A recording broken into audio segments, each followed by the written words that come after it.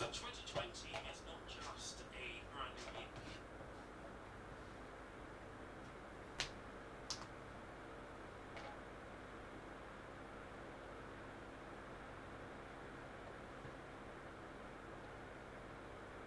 Sure.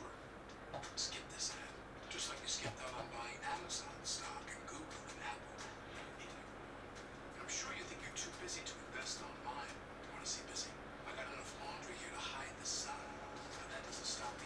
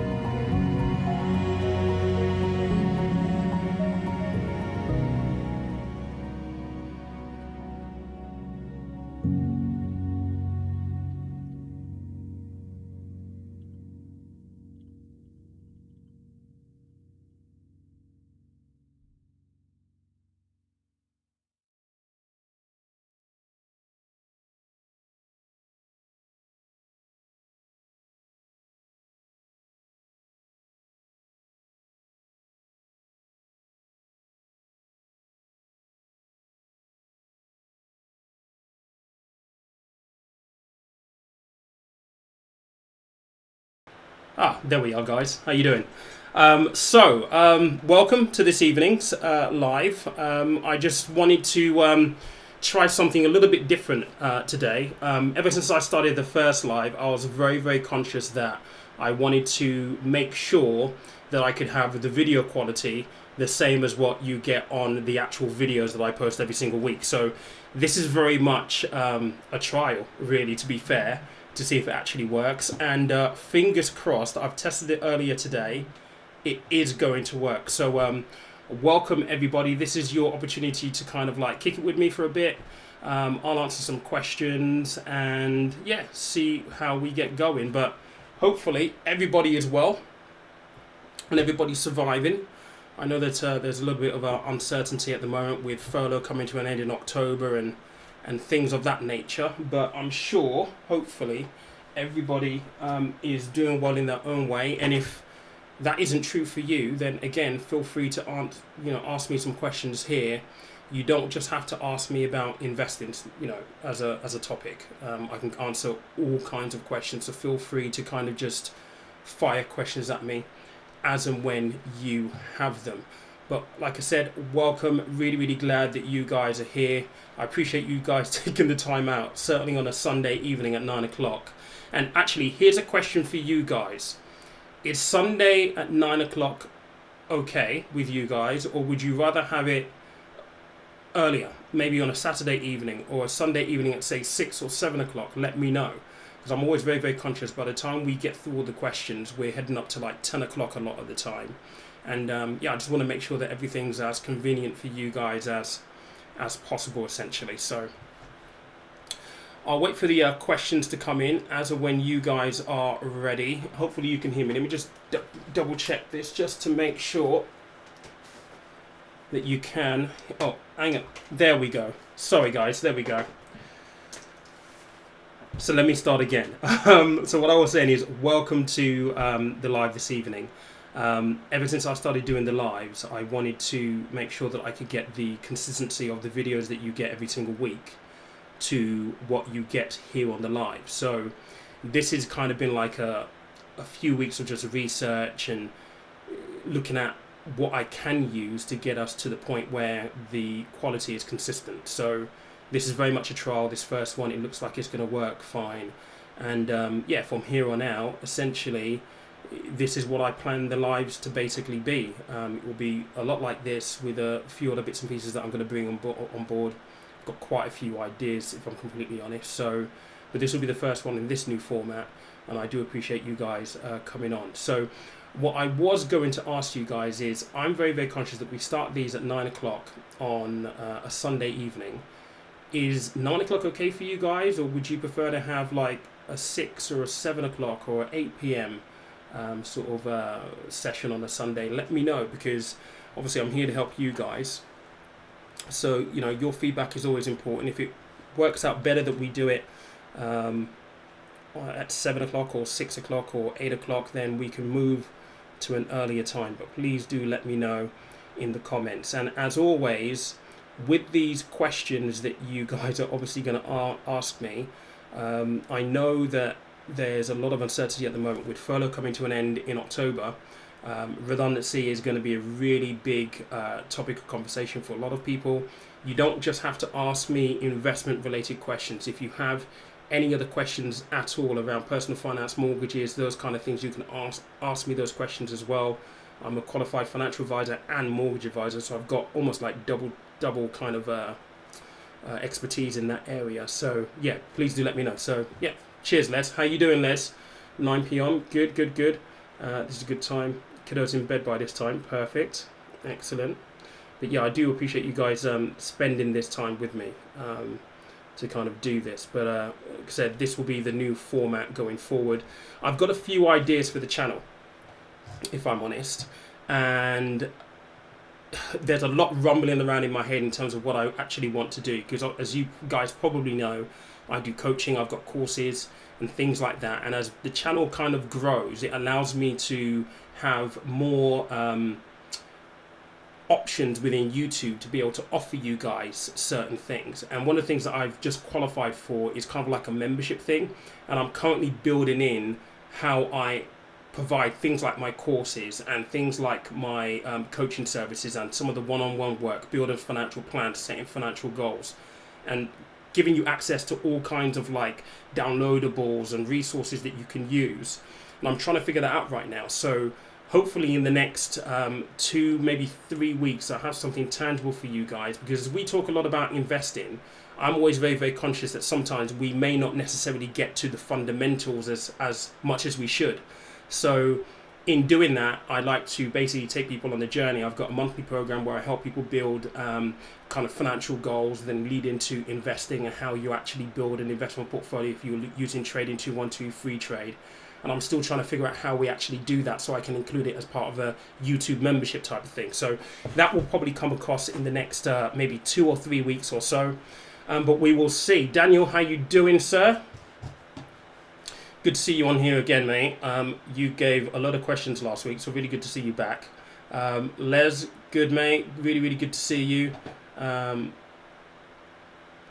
Is there a non-financial investment that you would recommend? Meaning non-investment or stocks. Okay, we'll come to that in a moment, mate. So let me just make sure that I pick these up as they basically come in, and we can rock and roll with this. Tom, welcome. Robin, well done. Okay, so let's start with this question first then. So the question was, is there a non-financial investment that you would recommend, meaning non-investment / stocks? Investment, the word investment alludes to a certain thing. It alludes to buying something to sell on for future value that is dependent on some kind of market. So there are loads of stuff that you can do that aren't stock market based type things, right? So you got NSNI bonds, which are pretty run of the mill, really. They're pretty safe. They're deposit accounts almost. But you do also go into obviously the national draws, and you could potentially get some kind of like windfall almost within the draws if you actually, if you're lucky enough. But you've got those kind of things as well. I mean, obviously, the most obvious one that is there is property. But with property, as always, you've got to remember that you have that barrier to entry. So you need your deposits, whatever it is that you're looking at. So if you're looking at buy-to-let, you're probably looking at 25% deposit for a buy-to-let. Great thing about that is the criteria is really dependent mostly on the level of rental income, right?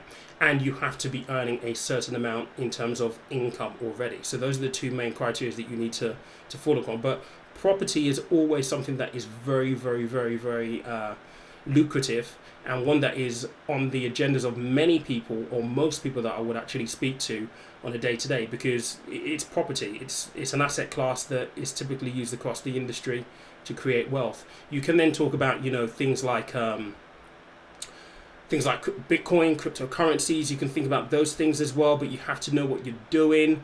You can also have a look at, commodities, golds, your silvers, those kind of things as well. But everything that I've just mentioned there are dependent on a market. You've got a property market, you've got the foreign exchange or currencies market itself, and you've got commodities market. So all those things are dependent on a market. If you're looking for something that's absolutely safe, then NSNI is probably as safe as you're really going to get, if I'm completely honest. So I hope that answered that question. If not, let me know and fill back in. Let me just say hello to a few more people. Millie, I know you're in here. I saw you in here. Well done. Welcome. Richard, welcome. Let's get on to the next question, which is from... Where am I? Cheers, Al. The wallpaper. Thank you, mate. Daniel's just said on here, good video on Apple stocks. I will come and talk about this a bit later on, actually, because this is something that's really, really important. And actually, let me just check my portfolio. So one of the things that I'm thinking of doing in growing the channel moving forward, I want to put more videos out.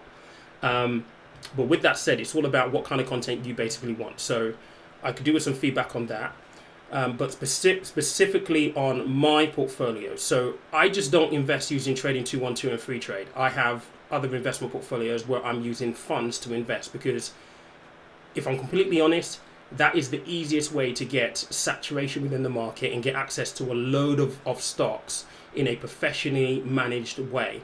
So most of my investments sit within actual funds. I've only just started to buy individual stocks directly because of YouTube and because of this kind of stuff. And I would typically say the route that you should go down is to use a fund. So Wealthify, Moneybox, all these people that I've already reviewed, right? Those are the best ways really for you to start as a beginner.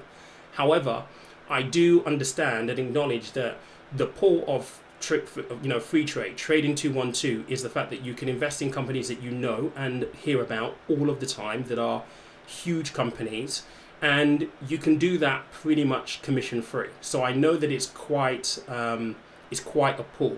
So the reason why I'm making these videos now is because, well, if you guys are going to go out and do it anyway, you want to do it, I'd rather be there as someone who can provide you with a little bit of information to give you the guidance and the nudges that you need to make sure that you don't make mistakes or just go and buy stocks just because everyone's buying the stocks sort of thing. So if I look at my portfolio and I look at my Apple stock, so I bought in 2 days before the video was uploaded on Friday, so on Wednesday.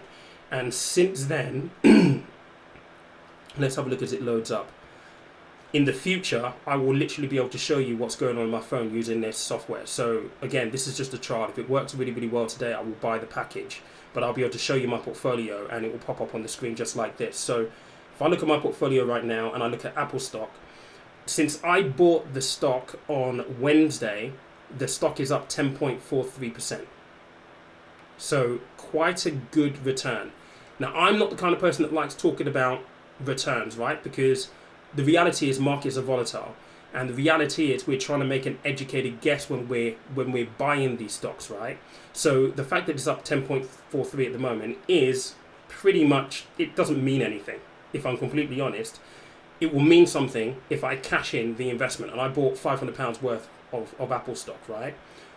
It means something when I cash in this investment. Until then, it's just a number on my phone. It doesn't really mean anything, and that's how I look at it. So I think that's really, really important to kind of like bear in mind whenever you are investing. A loss isn't real until you crystallize it and cash it in. Neither is a profit. But at the moment, it's up 10.43%, and that's a really, really good place sort of to be. So the Apple stock split, you need to consider a lot of the stuff that I said in the video. If you've not watched the video yet, make sure you do go and watch it. But history tells us one story. History tells us that the 4 times that they've done this before, 3 out of the 4 times, the stock price has rallied in the following 12 months. And whilst we are still facing COVID, I think Apple are in a place right now where I wouldn't say they're completely insulated against global economics, but they are such a strong company that I feel that them splitting the stocks 4-1 only makes it more attractive for retail investors, so people like you and I, and not the big investment houses as such. The investment houses will probably still pile in, but it's very, very attractive for you and I who want to go and buy these stocks but didn't necessarily want to spend $440 on one share. So them reducing the share price down to, I think it's going to be something like, what's it at the moment? Let's actually get the share price actually, 1 second. So it's $444, right? So it's going to be around about $111 a share. From a psychological point of view, that is a lot more palatable than buying at 444. 111 to 144. It's a lot more psychologically palatable. And one thing you've got to remember is now, because of the likes of Trading 212 and Freetrade, we have got so much purchasing power, and that's what they're trying to tap into. So if that sentiment is right, then what we should find is when the share split does happen at the end of August, the price takes off because people will buy more stocks. And that's what I'm banking on, really. The early indications are good. If it does happen, then happy days. But whether you buy the shares or not, you've got to come to that determination and that decision in your own head as well. Just don't take my word for it. But it is an interesting one to bear in mind. So, are you going to purchase before or after the split? Like I said, Daniel, I have bought before the split and I'm up 10.43%. So let's see what else we've got here. Tom. Okay, I'm excited for tonight. I've just recently started investing. Another few questions, so I can't wait to hear your answers on them. Okay, mate, feel free to ask away as when you're ready. I'm sure you've got some stuff here. Richard, I've got you here now. Let's have a look at this. What do you think about investing in gold and silver? You think it's a hedge against the stock market falling? Yes. Gold and silver, particularly gold, has always been a hedge, and it's always been a counterbalance to the markets. I used to work for an investment house. I've worked for a number of investment houses, and investment houses will use gold specifically as a hedge against the markets, like a safe haven. When the markets are doing really, really rubbish, people will go into gold because there's a finite supply of gold, and it's a precious metal, and it always holds its value in the long run. So investing in gold is a really, really good thing. You just have to decide how you're going to invest in gold. Are you going to invest in physical gold? You can get gold ETFs now. So you need to decide on how you're going to invest in gold specifically. A gold ETF will be an easy way for you to access it, probably better and cheaper than actually buying physical gold. So yeah, gold is always a good bet when it comes to trying to counterbalance your risk or hedge your risk when you're invested in the stock market. Millie, I've got your question here. Let's have a look at this then. I have a cash ISA that I've had for 2 years and I want to open an investment ISA with Freetrade. Can I have both open in the same tax year and make sure I don't go over the overall 20,000 limit? Okay, so your ISA allowance per year is £20,000. The rule is that you cannot contribute more than £20,000 within the tax year, which is what you're alluding to at the end of this question. But you need to be careful, because if you've already got your cash ISA, for example, with, I don't know, let's say Halifax for a minute, right? And you've contributed into that ISA since April the 5th this year, well, April the 6th this year, then you need just to be careful that you don't open two ISAs and contribute and they cross over. You need to be careful of that. Now, if one of them is a cash ISA and you're trying to open a Freetrade ISA, which will be an equity ISA, then on the surface, that's completely fine, as long as you don't go over the £20,000. But what I would strongly recommend is speak to Freetrade first and foremost. I do actually have to ask you a follow-up question. Why do you want to open one with Freetrade and not with someone like Wealthify or Moneybox or Nutmeg? Why have you chosen Freetrade specifically? Because with Freetrade, you're going to have to pick the stocks yourself. So just a follow-up question, if you can just type it in there, just so I can get a little bit of context, that would be great. Edward, would you recommend to use collective funds? Yes, absolutely. Collective funds are an easy way for you to invest in the markets in a really cheap, accessible fashion, without having to do the the background work of researching the companies. So basically, a collective fund is going to comprise of all of the big companies, Apple's, Coca-Cola, Microsoft, all of those big guys, and it will also incorporate some risk diversification for you as well.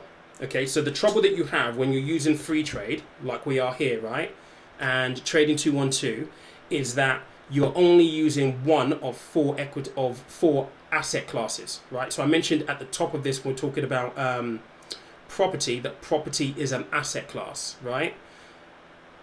When you're using free trade and trading 212, you're only using one. So it means that all of your risk is in one basket, all of your eggs is in one basket. Now you can diversify further within that basket, but using a collective means that you're not just using equities, you're also using bonds, and bonds are basically loans to governments or to companies.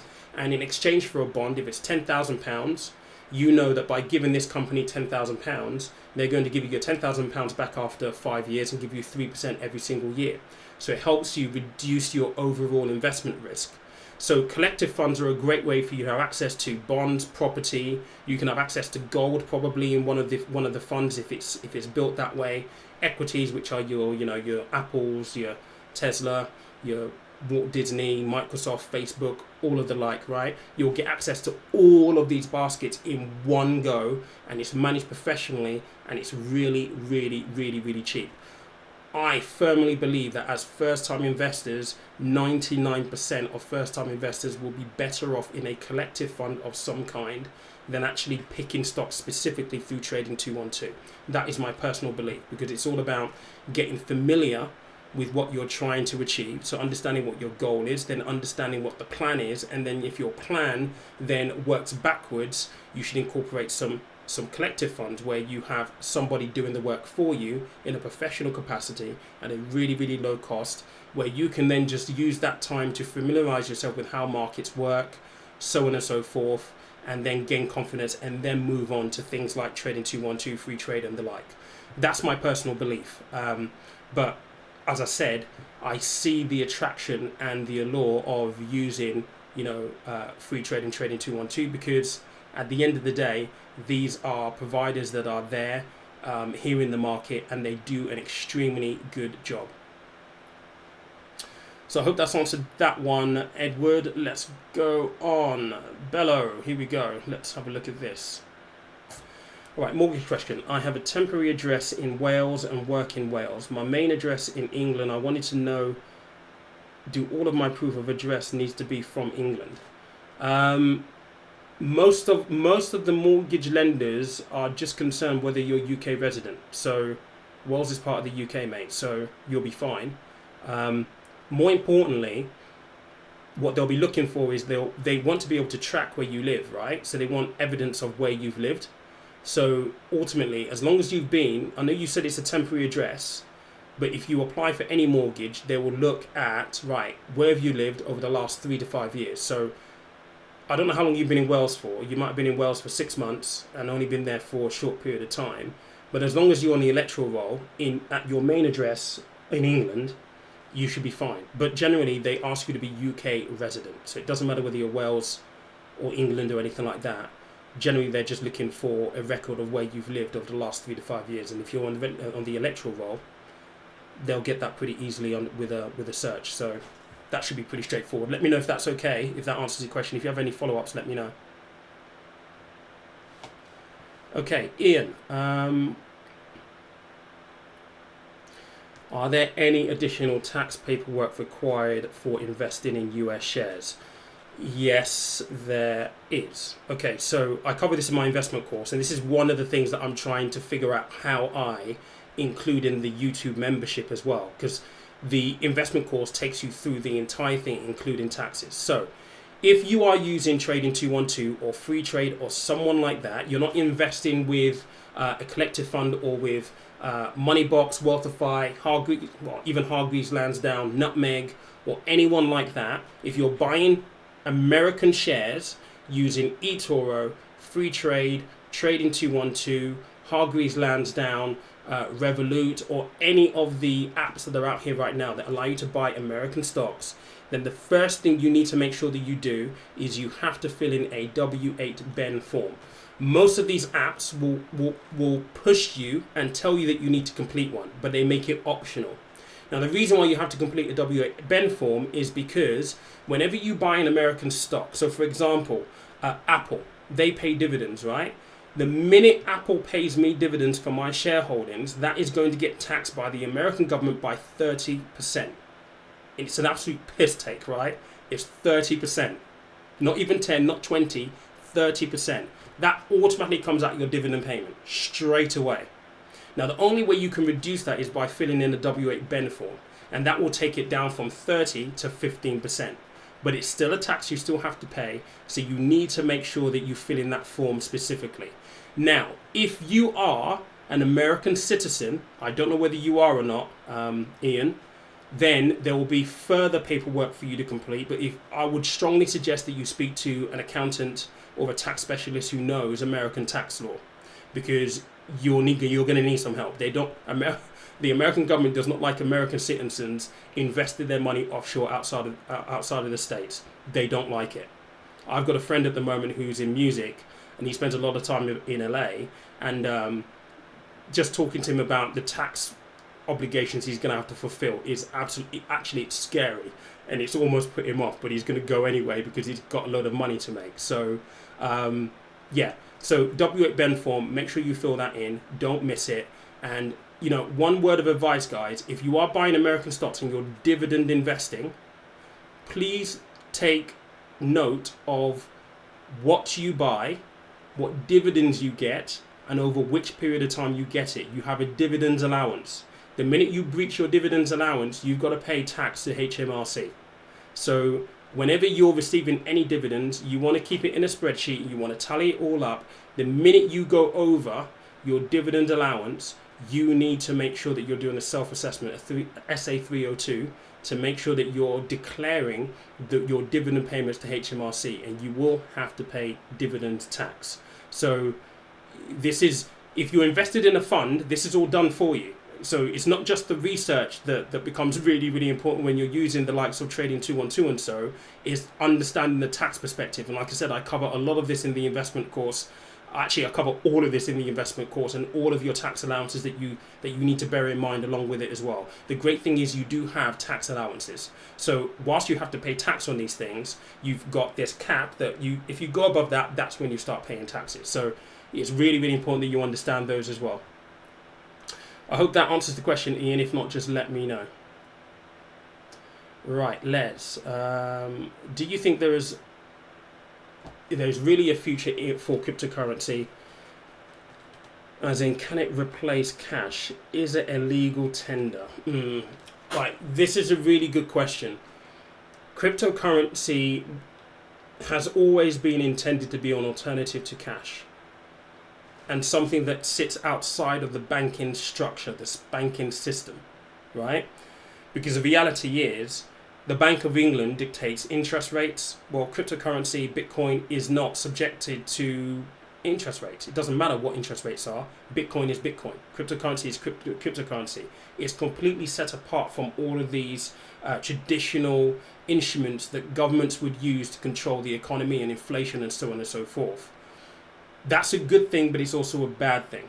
The bad thing is that the value of Bitcoin is really run up on, number one, scarcity of the commodity itself, of the Bitcoin itself, and sentiment, market sentiment. It's why you see, once upon a time, probably 3 years ago, Bitcoin at 20,000, and now it's I think it's maybe 8 or 9 right now. It's run off those kind of things. As the world progresses and gets more advanced, I think there will be a place for cryptocurrencies. I think the challenge that you're going to face is that governments are going to try their hardest, number one, to tax it, and number two, to control it. And that is hugely controversial when it comes to the cryptocurrency community. It's designed to be outside of the system. It's designed to be away from the prying eyes and control of governments. So will it be legal tender? I think if you fast forward 15, 20 years, it's going to have to be, because a lot of the banks are now moving towards creating their own cryptocurrency. So the mere invention of Bitcoin and all these other cryptocurrencies that come across has definitely highlighted an issue in the fact that people want to have a digital currency. The banks are going to launch their own. It will be legal tender at some point in the future. It's just a question of when that's going to be, how much control, if any control, central governments are going to have over it, how much taxation is going to be levied against it if it's possible to be taxed. And trust me, the governments aren't going to just sit there and let, I don't know how much Bitcoin is worth right now in terms of circulation, something like 17 trillion or some crazy number like that. The government's not going to allow that to carry on for much longer. So yes, I think there is a future for cryptocurrency. Will it replace legal tender? I think so at some point in the future, but I think it's still got a very, very long way to go, which is why it's so scary, the fact that it's still in its infancy, and things like Bitcoin, high of 20,000. What is Bitcoin today? I need to check this actually. Bitcoin right now is at 8,925. It's nuts, and it's still in its infancy. So I think there is a huge opportunity with Bitcoin, but it's understanding how you're going to take advantage of it. I hope that answers the question, Les. The race to infinity. Let's go with this one. If investing in a big company, i.e. Amazon or Google, is there much point unless you invest in a large amount? Right, okay. Good question. Really, really good question, actually. I've said this before, and I'm going to say this again. People place too much value on the stock price. People often take the stock price as their purchasing decision. Oh no, it's too expensive. The stock price doesn't give you the full picture. The stock price only tells you what the company is worth from a value point of view right now, in this moment here, right now. Now, the reason why Apple are doing the share split is because they want to make the stock price more attractive, because they know the stock price doesn't actually mean anything at all. Yes, it takes the value of the business in terms of market capitalization, but actually in the big scale of things, the stock price really isn't that important. If you're going to buy a business, it always has to come back to, do you believe that the business is going to be around in 4 to 5 years' time? And do you think that you can make a profit from investing in that company? That's essentially the fundamental question that you need to ask yourself. So for a company like Apple that is, they've got a huge cash reserve, they produce products. I mean, my laptop is a Mac, my phone is a Mac. I pretty much use most of my stuff in the house is a Mac. If you believe that they're a company that produces a product that people can't live without, and there is this old sort of saying that once you use a Mac, it's very, very hard to get out of them, because they just take control of your technology. Basically, it's very, very hard to go from this to something else. And I've tried 2 or 3 times, and I just can't do it, because the migration away it's too much for me to handle. So if you believe that it is a company that's producing good stuff, then you should just invest in it regardless. Now, there is an argument to say that if you are investing, then clearly it's all about risk management, right? So nobody's investing just by guessing, right? I'm going to pick this company because it's a good company. No. Even investment houses, professional investment houses, they only invest in companies by making informed decisions. They don't do any guesswork. There's no room for that nonsense. No guesswork. Every decision they make is based off research, is based off intelligence, is based off resources that you and I as retail investors will not have access to. These are companies that have got 100 million quid. I bet you right now they will get a meeting with Tim Cook, because they're saying, I'm going to come to you with 100 million quid and I want 100 million quid's worth of your share, your stock. They will get a meeting with Tim Cook. They will get to understand the company. They'll understand what the plan for Apple is going forward. Now, as much as you possibly can as a retail investor, you need to try and get an understanding of the fundamentals behind that. So if Warren Buffett buys Apple, why has he bought Apple? Why? What is he seeing? These are the questions. These are the basic fundamentals that you need to try and understand. Because you have to look at it from a risk point of view. Great thing about Apple, they've been around for a while. They got a load of cash. They got great products. They got worldwide companies, worldwide renowned company, right? So in terms of managing risk within your portfolio, you have to have some big boys like Apple in there, because guess what? It's going to take a world-ending catastrophe for Apple to go bust, and that could be said for a lot of other companies on the FTSE 100 or the S&P 500, right? It's going to take almost like an act of God for these companies to disappear. So they are kind of safe, or as safe as you could possibly get when it comes to investments. There's no such thing as a safe investment, but they are as safe as possible. So you need those kind of companies within your investment portfolio, alongside some other companies that may be new and up and coming. So if you watched my video from 2 weeks ago, I was talking about 3 stocks that I'm researching at the moment to possibly add into my portfolio. One of them was a new pharmaceutical company called Intech Pharma. Doing a little bit of research about them. They've got trials going on for a new way of delivering drugs into the human system. And they've got tests going on at the moment for Alzheimer's disease with really, really, really good results. So if they get FDA approval, then you bet your bottom dollar that the shares, when I did the review, the share was at 54 cents. At the moment, Intech Pharma is at 41 cents. So it's gone down and it's gone up since I did that review. I've not bought it yet because I want more information. But companies like this, they give you more opportunity to be able to get greater returns, because if they get FDA approval and they sell their drugs and it really does produce these results for Alzheimer's disease, guess what? People are going to buy them. Therefore, the stock price is going to shoot through the roof. So when you're looking at the investment, you're looking at it in terms of risk. When I look at it, I'm thinking, okay, so if I go and put £1,000 into this company, what's my risk versus reward? The risk is their share price is 41 cents. They're not making profits. You can see that in the financials in Trading 212. They are burning through cash because they're researching, they're developing stuff. They're in a negative right now. They're very highly leveraged with debt. So the risk is they could go bust. And with 41 cents, it doesn't take long to go from 41 cents to zero. They go to zero, they're done. But equally, if they do produce this drug, it does get FDA approval, that you could see the share price go to easily $50, $100, $200. At that point, there's real reward. So the point that I'm trying to get to is it worthwhile investing in big companies? Absolutely, because you need to diversify your investment risk. And I'll talk a lot about this in the investment course again, how you actually do that.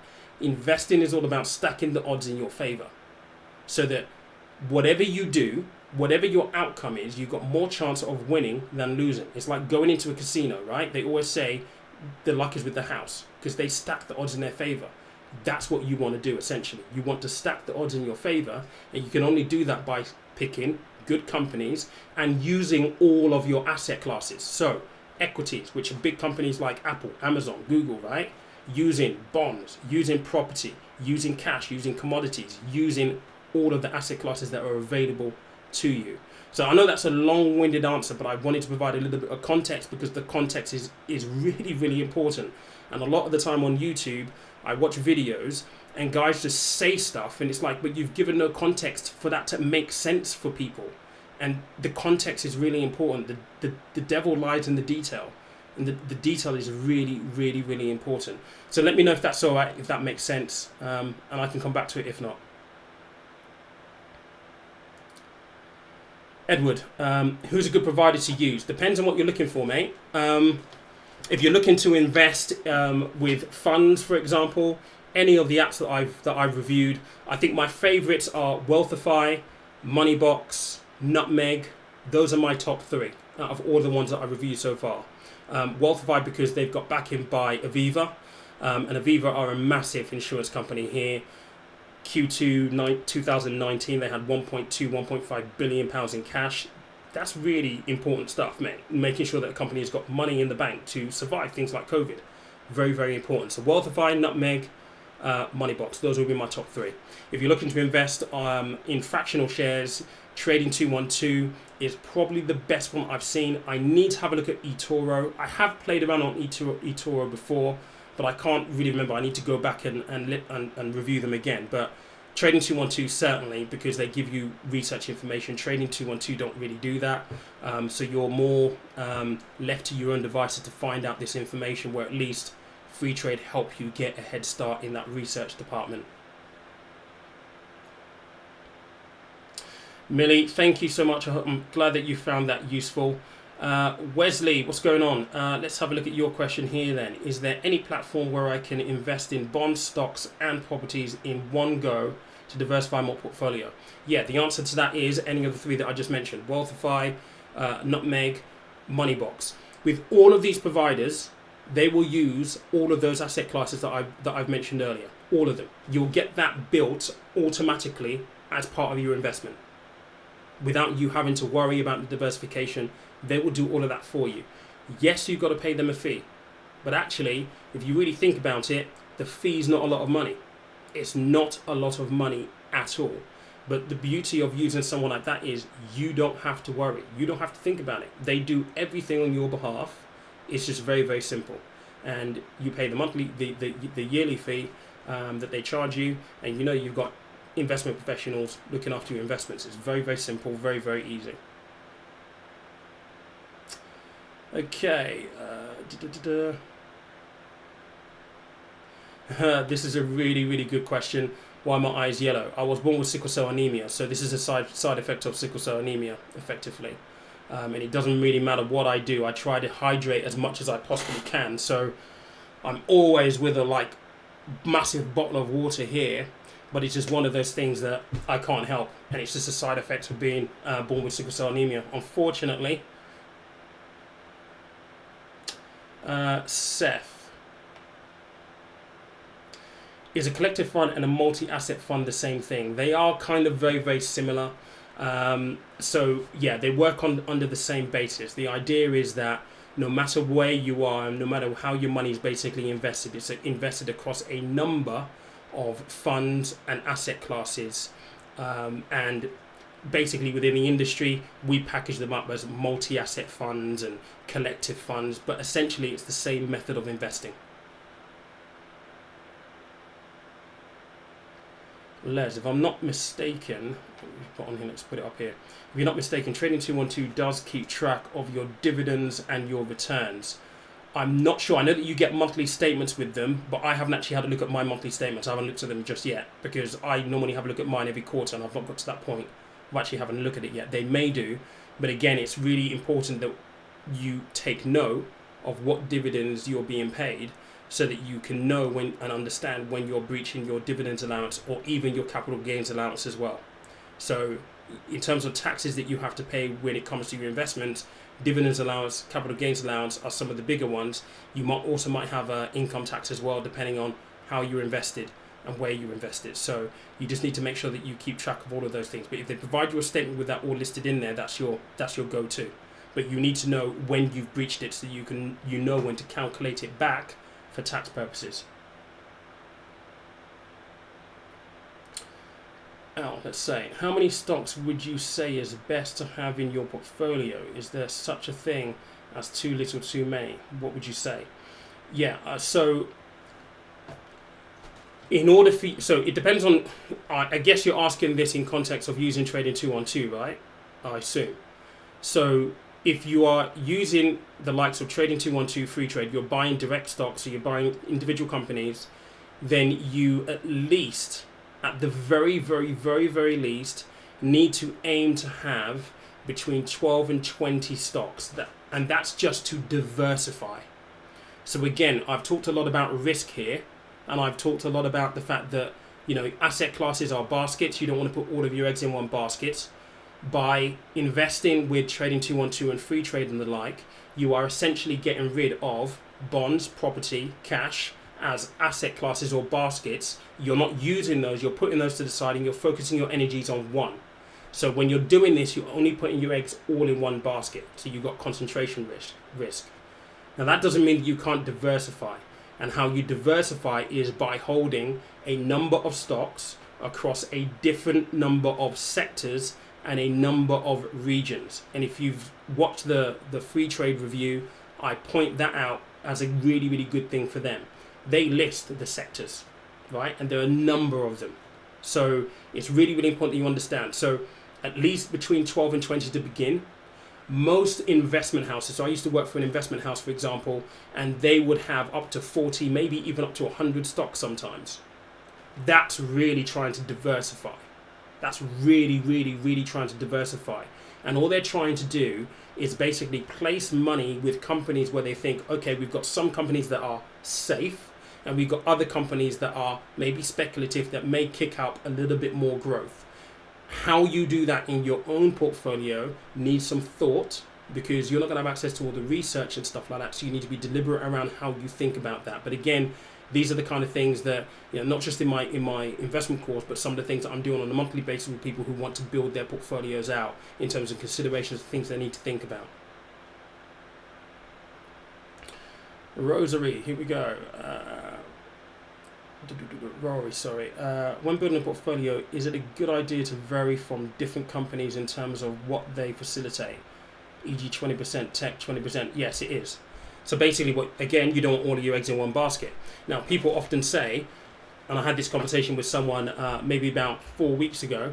Oh yeah, I am diversified, but all he had was tech stock. So buying Apple, Tesla, Facebook, Microsoft, Google. Those are all tech companies. So you've bought more than one stock, but you're not really diversified. So it's really, really important that if you need to have a look at all of the sectors. So if you take tech, you take energy, you take banking or finance, you take construction, for example, as 4. And what you want to do then is have a look at the top companies within those 4 sectors and start doing research to see which ones you put some money into. Same thing with pharmaceuticals, right? Who are the top players? Who are the new up-and-coming sort of companies that might give you that little bit extra if they do really, really, really, really well, like Intech Pharma?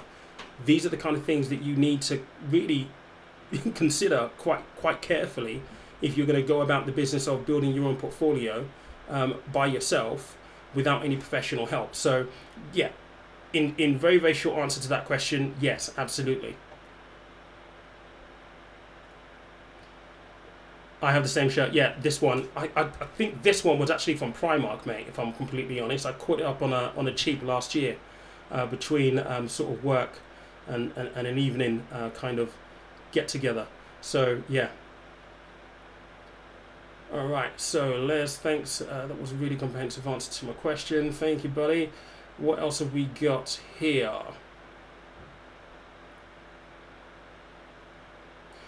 Let me know what you mean by this, mate, because I'm not really too sure what you mean. Yeah, just give me a little bit more context if that's a question.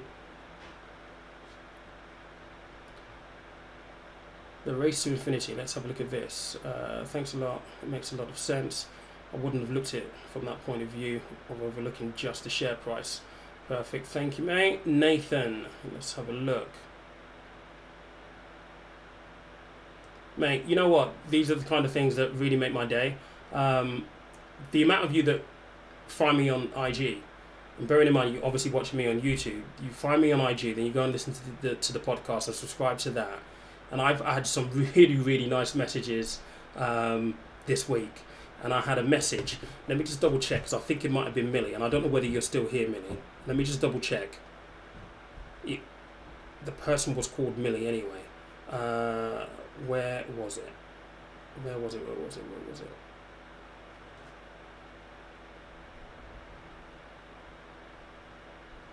One second, guys. I've got to find this message because it really did make my day. It really, really made my day the other day. And it's the reason why I do this at the end of the day. And, she was only 17 and she was just asking questions. And the fact that someone who's 17 is listening to me and actually, paying attention and taking interest in investing in the markets. I've said this so many times in my videos. I wish I knew what I knew now 20 odd years ago. I really, really do. I wish I knew it when I was 20 years old, when I was 25 years old and started putting money into the stock market. But, unfortunately, we don't get taught these things. And unfortunately, we have to learn these things by trial and error, but just by going through life and understanding how things work. Now, I made a ton of mistakes working in Canadian Wharf, making a load of money, spending it on absolute nonsense, and then coming to the realization of, that 15 grand I just put down for a car, or that watch that I went and bought for 15 grand, I could have invested that in the market and got doubled my money over a period of time. this is why I do this, and you know, these kind of comments are why I do this. It makes all the video editing and all the work that goes into it really, really worthwhile. So thank you. Let's go into this one. So you've got a follow-up here, Race to Infinity. Let's have a look at yours. Is it risky to invest in companies based on potential rumors? Investing in Apple around now, iPhone launch time. The simple answer to that is yes, but again, context is really important, right? So if it's a brand new company, then absolutely yes. I mean, you know, I'm going to say this again. When professional investment houses invest in money, they're not paying any attention to rumor. Rumor is nonsense. They are doing research, and they are basing their decisions to invest in the company on research, known knowledge, and by risk mitigation and risk calculation for the reward versus the risk that they're willing to take. Now, in the case of Apple have a track record. So at least with Apple, if there's a rumor that there's a new phone coming out, the first thing you go and do is have a look at, right, okay, so how have previous phone launches done? If they have a precedent of saying, well, actually, when the last iPhone came out, they sold so many, and the share price rose as a result of that, because then they're making profits, and that means they're paying dividends, therefore people then want to buy the stock. You at least have some kind of precedent to go by. Whereas if it's a new company, a rumor is just a rumor, mate. A rumor doesn't mean anything. A rumor is just there in the wind, fugazi. Like, that's no way to make a decision. Whenever you're investing money, it has to be logical. You have to take emotion out of it. And to a certain extent, rumor is fueled by emotion. It's fueled by sentiment. This is what somebody thinks, but what is it based on? No professional person ever invests just off rumor. It's off research, it's off known knowledge, it's against that forecast of your risk versus reward. So with Apple, new iPhone, do the research, look at the numbers. I mean, how much have they made just off AirPods? I think it was something like $1 billion just off AirPods. Like, they have a track record of launching new products that are innovative in their own way, although you could argue that they've kind of like fallen back over the last maybe 4 or 5 years, but they have a track record. So whilst it might be a little bit of a bet and a guess, at least you're making that guess based on their track record. So yeah. Les got a question for you here. Let's have a look at this. Do you think that it's a given that Tesla will be included in the S&P 500, and what are your implications of them joining? Oh, listen, I own Tesla stock, right? So my Tesla stock, and this is something that I've been thinking about doing in terms of a portfolio update. I'm still questioning whether I should or not, because again, when I talk about returns are not real until you cash it in. And at the moment, my Tesla stock, if I look at my Hargreaves Lansdown, because that's where I hold my Tesla stock since I bought it is up 74%, right? Now, they are knocking on the door of the S&P 500 because they are going to qualify for it. If they do, I guarantee you right now, as safe as I could possibly say, and please don't take this as advice because it's not, I'm pretty confident that the share price will absolutely rocket. Their stock has been improved in terms of the future forecast if they hit the S&P 500. So at the moment, the stock is sat at what stock price is it currently at? Tesla. What's the stock price? 1 second.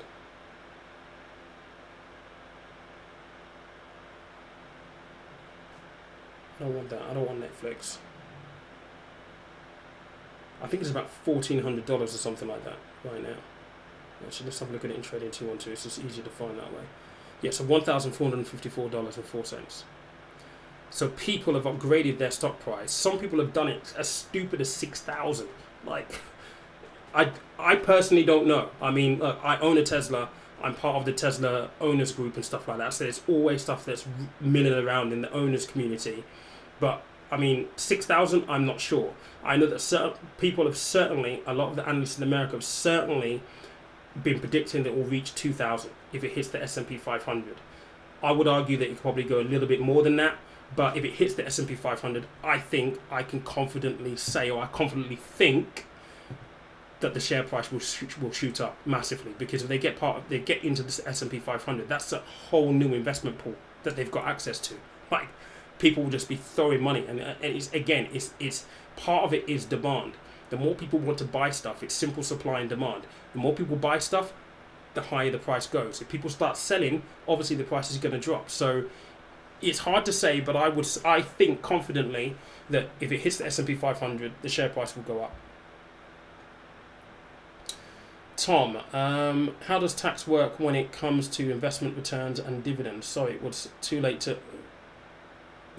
broad a question. Sorry if it's too broad a question. Okay, so whenever you invest, you've got to pay tax, right? You have to pay tax. You've got to think about capital gains tax. So capital gains tax is, I bought Tesla $850 and it's now worth $1,454, right?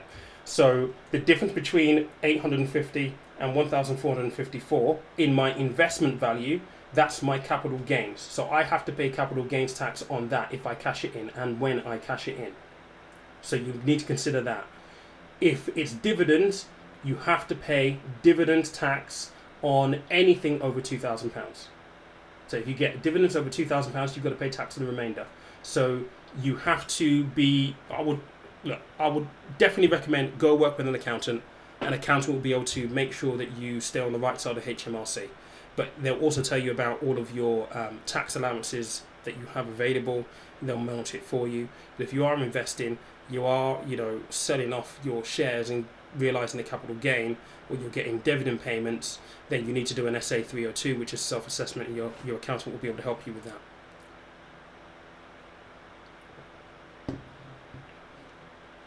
All right, Luke.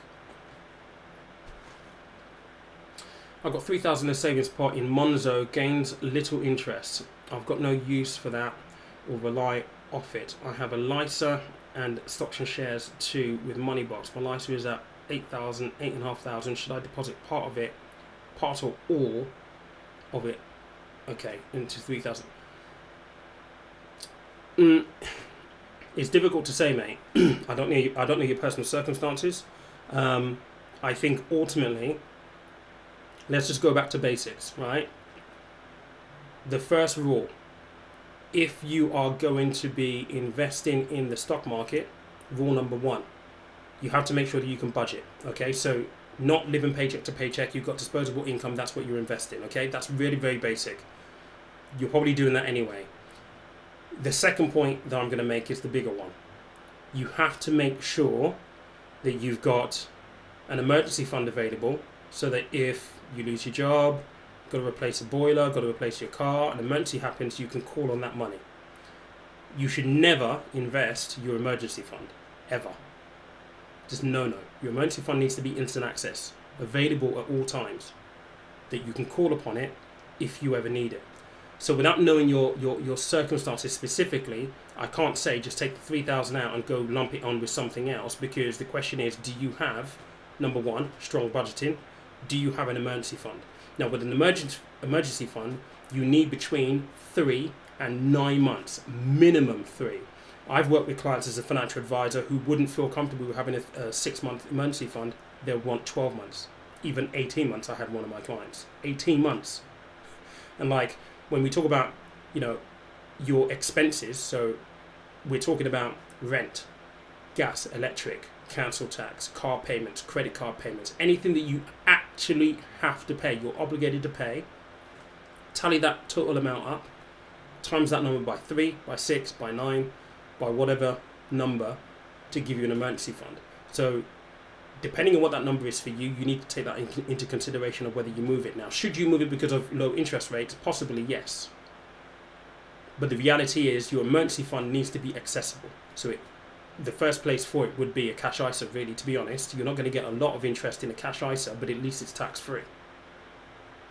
So those are some key considerations that you need to bear in mind, mate. And I hope that makes sense. If not, just let me know.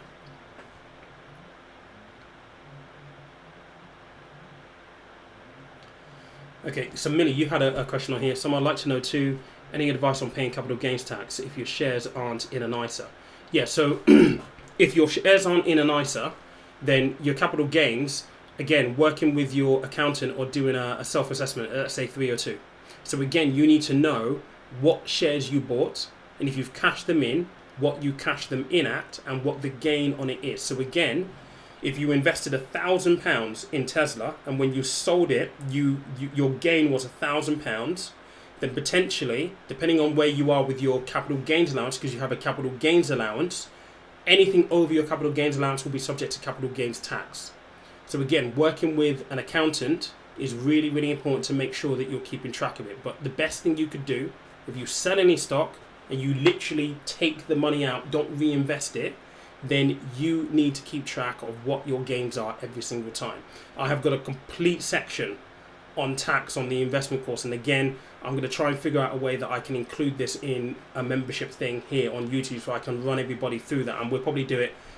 One of the perks that I can do with the members thing is to do members only lives, so I can take you guys through those things specifically and actually have a proper webinar with you guys to talk to you more in depth about those kind of things. So again, it's all about whether you guys are interested in this kind of stuff and whether you want to learn about this kind of stuff. So your feedback will be really, really useful here. Paul, I have a cash ISA of 70k plus, fantastic, but want to start stocks and shares ISA. How should I start? Should I transfer all the money over?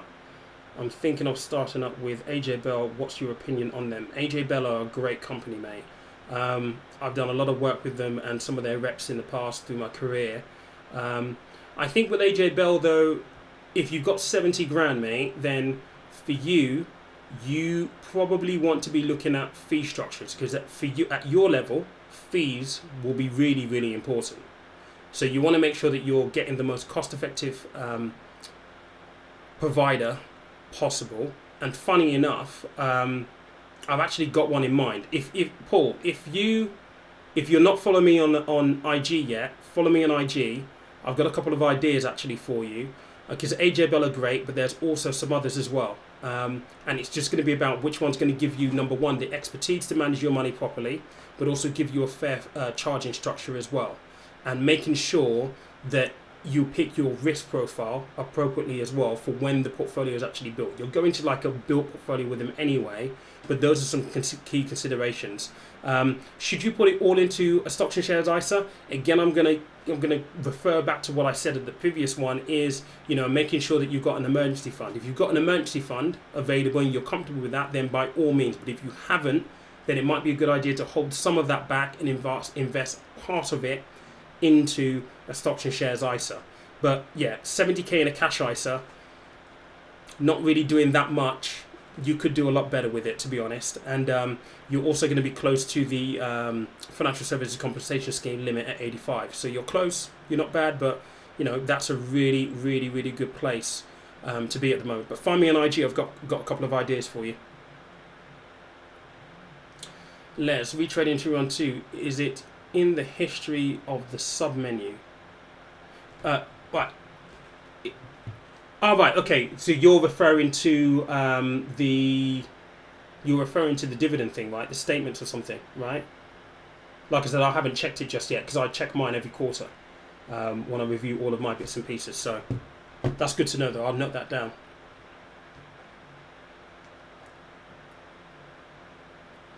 Okay, so Daniel's got another one here. Can you recommend any good books to understand investing better? Yes, actually, there was one that I've got in my tabs on here. I can't remember what it's called now. Daniel, I've got you on IG, so I'll send you a couple of links to a couple of books that I've got on here. Right, let's just see. We have got quite a few more, so I'm going to try and get to these guys. So many questions. Thank you. I'll make sure I'm not skipping any of these. 1 second. So many. That's where I was.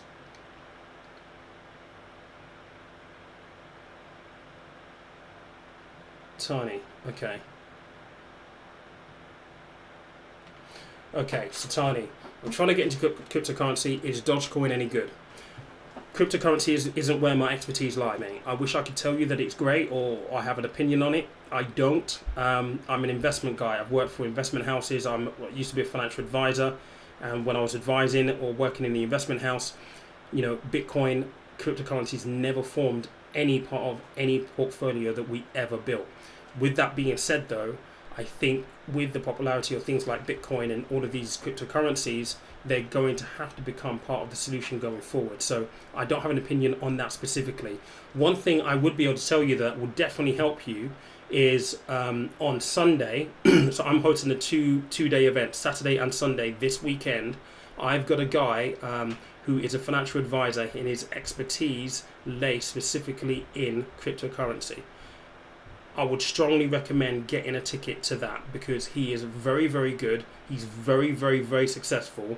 Like, he inspires me. He really, really does. He's the same age as me, but he's done so much, and he's a thought leader when it comes to Bitcoin, cryptocurrencies. You can get tickets just to the Sunday, and I'll put the link right there so you've got it. But the link to that event, you want the Sunday ticket. And he's going to be given a guide to investing in cryptocurrencies and given the whole background and everything like that. But he's very, very, very, very well versed in cryptocurrency. It's just not my area of expertise, unfortunately. Right, so Tom, let's have a look at this. Is it worth getting professional advice? Let's put this up here. Is it worth getting professional advice and help with stocks if you are only investing with a low amount of funds? Short answer is yes. If you can get advice, absolutely seek advice. This is some of the stuff that I kind of do working with people one-on-one. Now, there is a little bit of a... So one of the things that really pisses me off about my industry is this. I am a qualified financial advisor. I don't advise currently because there are a number of, there are plenty of financial advisors here on the market, and a lot of them will not see you unless you have 50 grand. So if you're looking to only get started investing with, £200-300 a month, they don't want to know, because for them, they're like, well, you haven't got enough money. We're not going to be bothered with any of this, right? So where I would come in and what I do is I basically work with people on a one-on-one basis, and we talk about, number one, what are your goals? Because your goals are really important. You should never invest without having a clear goal. I talk about this in my investment course. The investor psychology is very, very, very, very important. So some of the stuff that I do is I work with people in understanding what their goal is, and then we understand and try and build a plan to, right, how do you go about investing to get you to your goal? And then within that, we talk about whether you're going to invest via a fund, so a collective that we've spoken about a lot through this live. And we also talk about whether it is worthwhile you investing with people like Trading 212 or Free Trade and so on and so forth. I can help you come to that determination, or at least come to a point where you're ready to invest and you know exactly what you're doing, be that using Trading 212 or employing the services of someone like Moneybox or Wealthify. So if you're in that position where you want to speak to someone, again, find me on IG or literally just email me. I'll put my email address down here actually. One second. Email me and we can have a little talk, and I can have a little consultation with you just to see what your objectives are and get you started. But it's really important, because you're talking about your money here and it's your hard-earned cash. It's really, really important that you know exactly what you're doing. It is in there. What have I just done here? What have I just done here? I'll put it in the chat box in a moment, mate, so you've got it there. I don't know what's going on there. I can't see it, so it's not visible for me. So I'm just going to put it in the chat box here.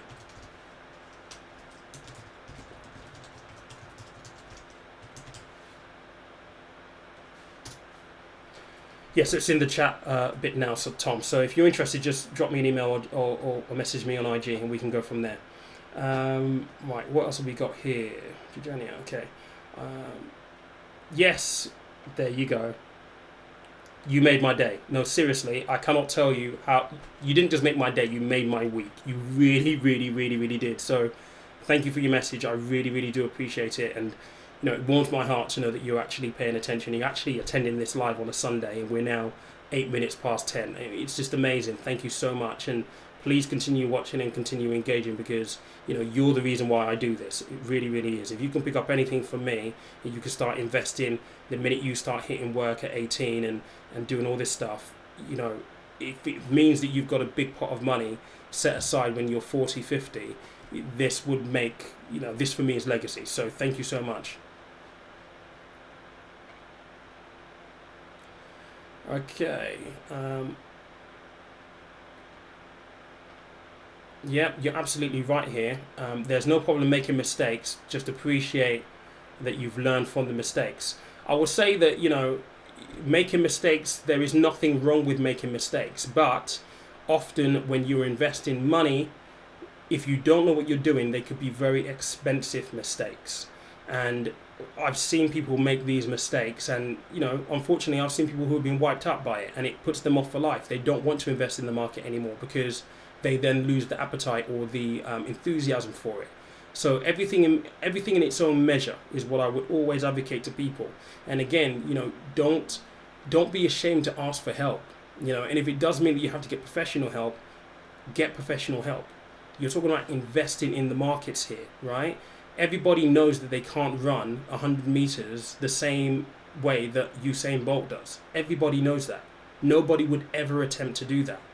But people always attempt to buy and gamble on the markets, thinking that they can do exactly what everybody else has done because it looks easy. And yes, my industry does make it a lot more complicated than it needs to be, but at the same time, seeking help is very, very important. Seeking that education, that foundation is very, very important. It's an investment in itself. So yeah, it's not a bad thing to make a mistake.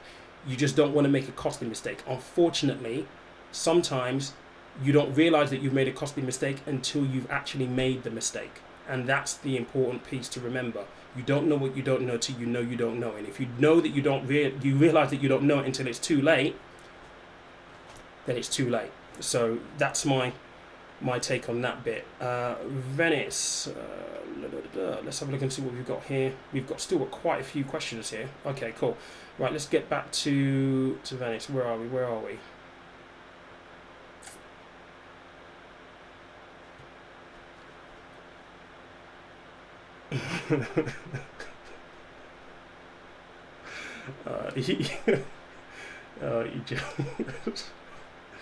Jesus Christ. Okay, cool. Could you do something on financial statements and accounts, please? Yeah, I could do something on that, absolutely. Also, do you think that Intech Palmer are going to run out of money by the end of the year? Thanks. I don't know. The reason why I've not invested in them is because there are no financials for them currently. So I don't know where they're getting their funding from. I don't know whether they have any backers or anything like that. So that's the reason why I've not bought their stock just yet, because I want the answers to all of those. And short of me calling some of my old investment manager mates and seeing what they've got on them, there isn't really that much in the public domain that I've seen so far. But I have the luxury of ringing some of my old investment mates who have research departments from some of the investment houses that can do a bit of digging for me. But that's the reason why I've not bought, because I don't know. That's one of my main questions with them as well.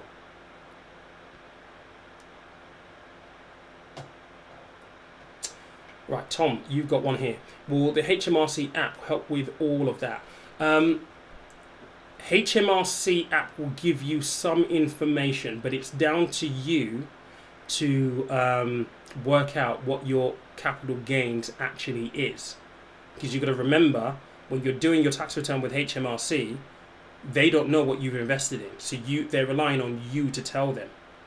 So if the information is wrong, the liability sits with you. But there will be loads of stuff and guides and stuff like that on the HMRC app that you can use to kind of find out exactly where you need to be and the things that you need to look out for. Right, let's have a look at this. David, you've got a question here. What amount do you have to pay tax on your investments? It depends on what you've got invested. It depends on what return you're getting.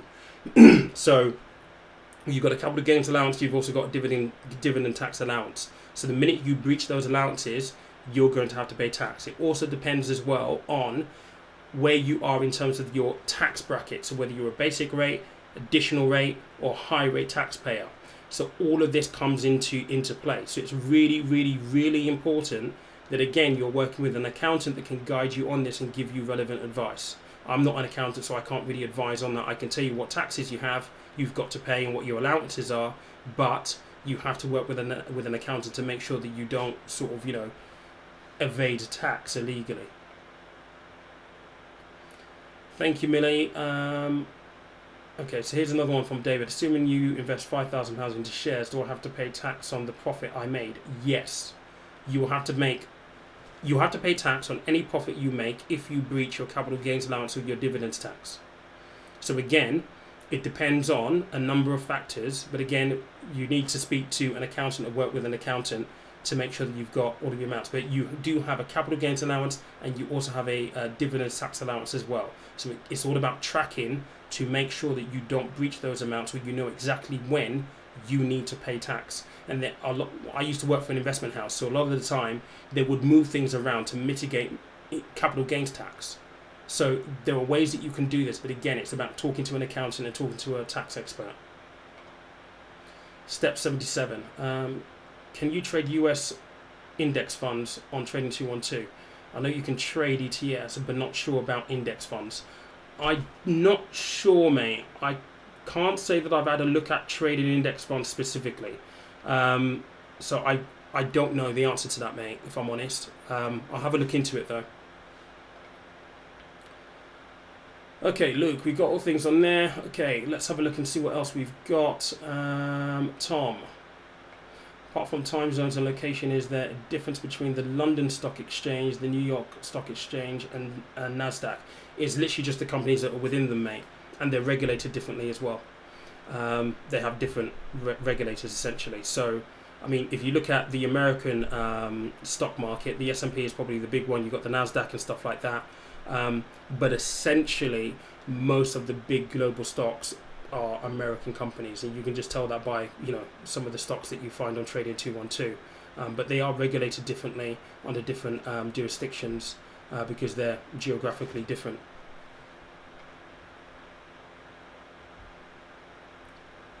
Millie, okay, can you do something on some of the mistakes you made, if any, while investing? What you learned? Yeah, I can absolutely do something on that. Yeah, not a problem at all. Harry,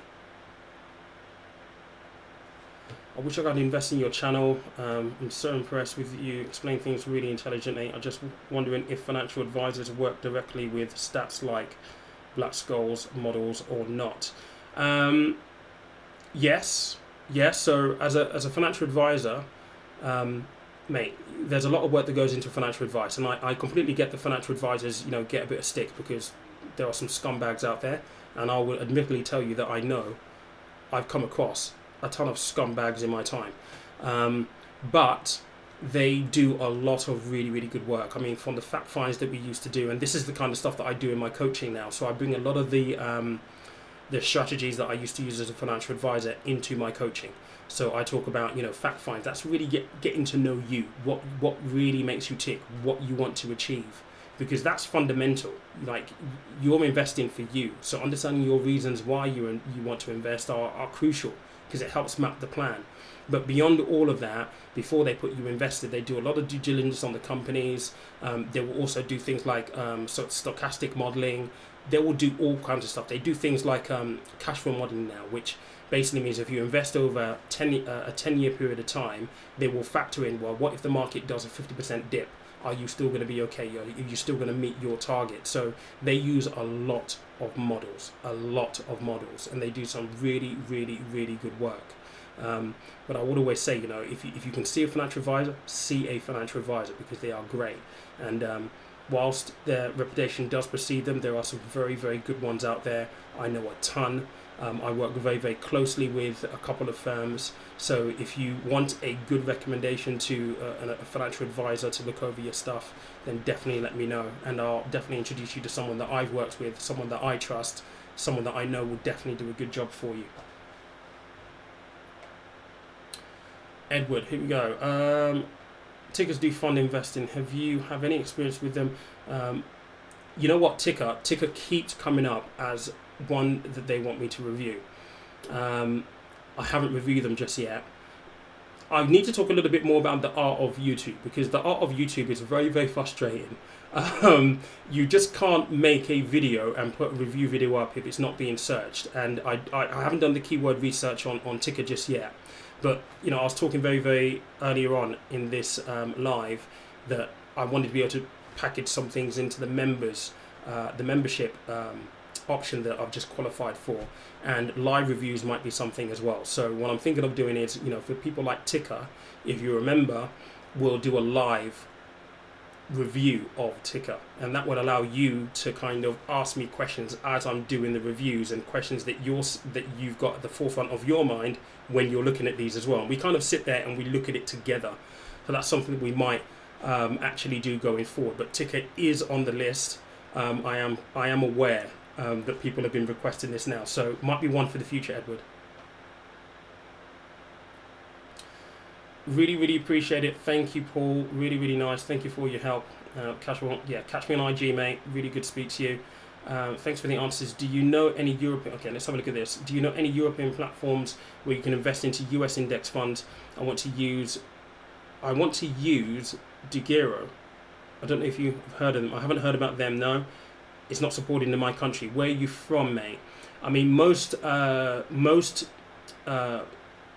European investment platforms or apps will invest in US stocks and US index funds. It really depends on where are you based. I need to know where you're based, mate. You've got a follow-up question here. Let me just check this out quickly. By the way, I'm not just getting into investing, so my questions might... No, look, mate, there's no such thing as a stupid question, mate, so don't worry. You're in a safe place here. Yeah, just let me know where you are, because I might be able to add a little bit more context. Depending on where you are, you're going to have people that will invest in US funds and US index funds, so wouldn't be a problem at all. That is actually the last question. Guys, I really do appreciate it, because we've been on here now for, what's the time? Almost an hour and a half. So I'm really, really conscious this is a Sunday evening. I really do appreciate it. Thank you so much. Yes, guys, so you're from Estonia. I'll have to double check. I might have to do some digging for you here, mate. 1 second.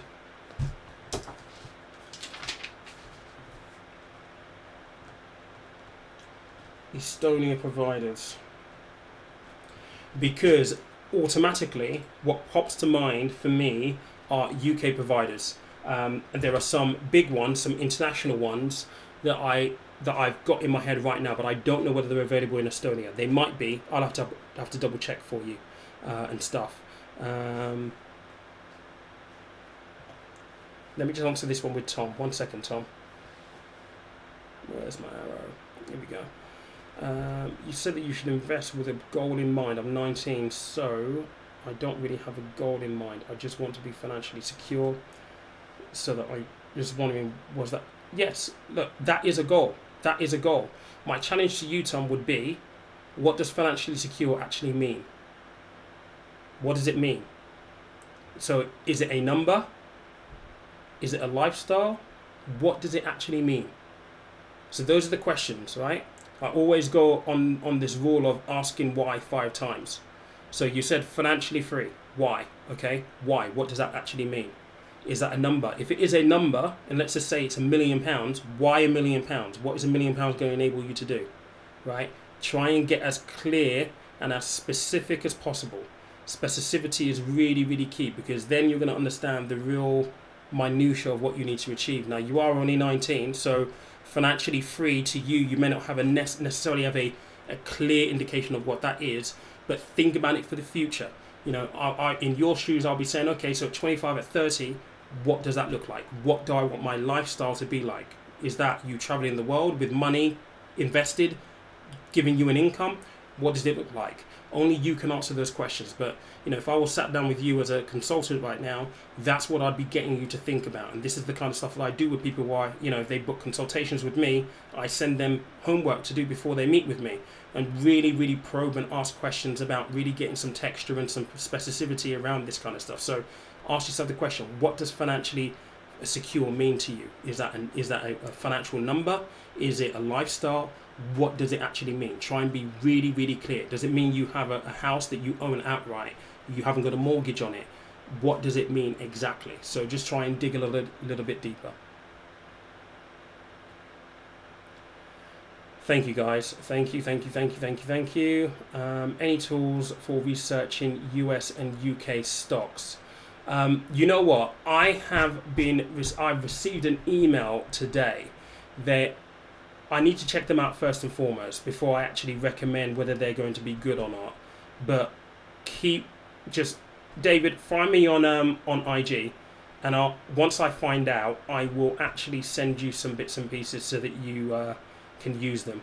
But in terms of just high level sort of research, things like the Financial Times, they have some gems in there all the time. But you need to understand what it basically means. You need to be able to interpret it. So it's okay churning through information, but ultimately you have to decide whether that information either reinforces or dismisses your belief in a stock, right? So you're going to have people with contrary beliefs. Tesla is a prime example. People have been shorting Tesla for years and they've been wrong this entire time.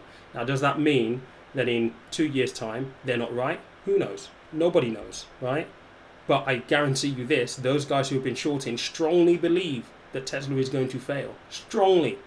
They put billions and billions and billions and billions of dollars on the fact that they think that it's going to fail. So you're going to come across all these kind of ideas and all this information. You need to be able to interpret that information and decide whether it either dismisses your belief in a stock like Tesla, or whether you think, they're just talking absolute nonsense, because you understand how the business works. So the research is really, really key, but the ability to understand and disseminate that information is really important as well. Do I give advice on pensions? Okay, Les, I can talk very, very extensively about pensions because I worked for a pension provider in Canary Wharf for 5 years. Actually, pensions is probably one of my favourite topics of all times. They're very, very... They're understated.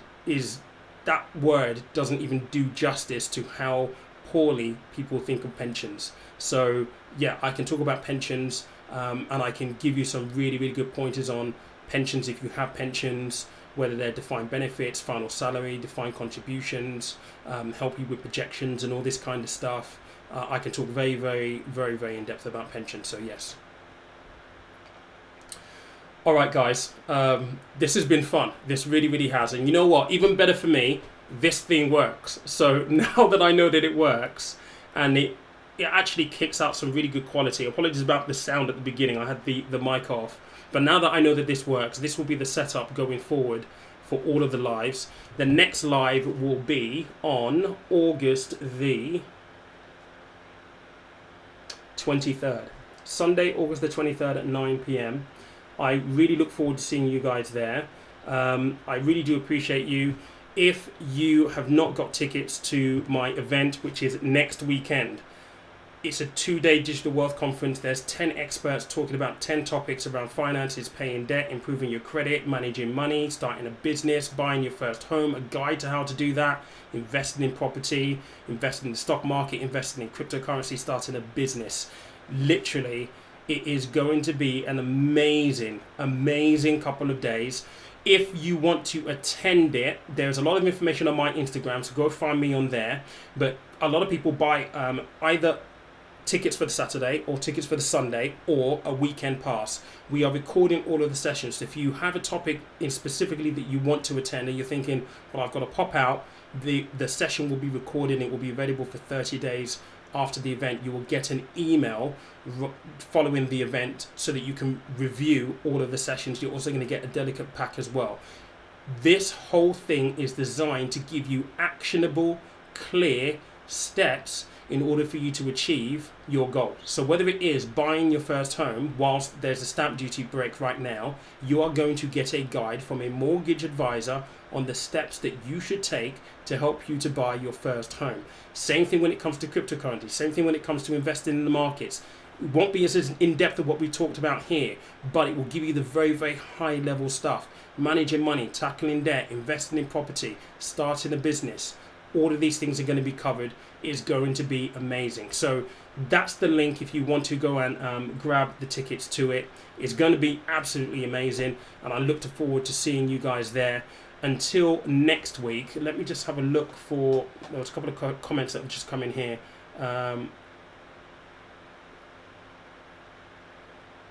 Yeah, so tell me, Tom, what color is that message? Because I can't see it on here. So let me just see. You said on here you changed the color of the message that you bring up, as it's a bit hard to see. But everything has been great. Yeah, thanks for that, mate. Like I said, I'm only just testing this out. I can see that it's white here, but that's all I can see. I don't see what you guys are seeing. So I'm hoping it's the same thing. But if it's not, just let me know, and we can change it for next week. Millie, thank you so much for watching this. Get the event in your channel posted on Black Owned Economy. It is already in there. I've been posting for the last couple of weeks, but I think it's such a big community now. It takes a while for the post to be kind of like approved all the way through, and there's so much stuff going in there. I'm not sure that it really reaches the eyeballs. But if you can help me share, that would be amazing. I am on Facebook. I am on IG as well. So really do appreciate you guys. Thank you so much for watching. There were so many of you on here and so many questions. We'll do it again in a couple of weeks' time. Thank you so much. Take care.